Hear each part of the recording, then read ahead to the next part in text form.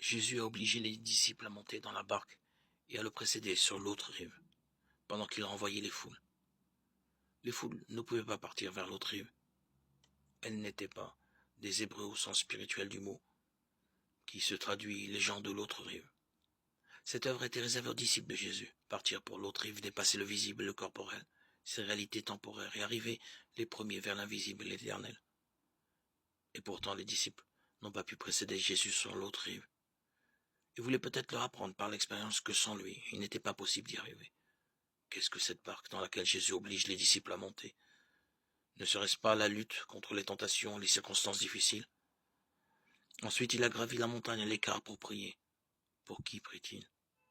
Probablement pour les foules, pour que, renvoyées après avoir mangé les pains bénis, elles ne fassent rien de contraire à ce renvoi de Jésus.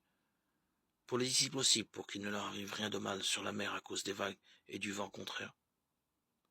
J'ai bien envie de dire que c'est grâce à la prière que Jésus adresse à son Père que les disciples n'ont subi aucun dommage, alors que la mer, les vagues et les vents s'acharnaient contre eux.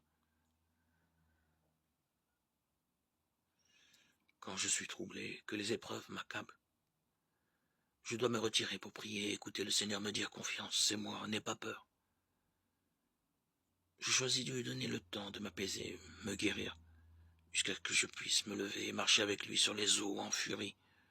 Lui seul sait traverser la mort et la changer en vie éternelle.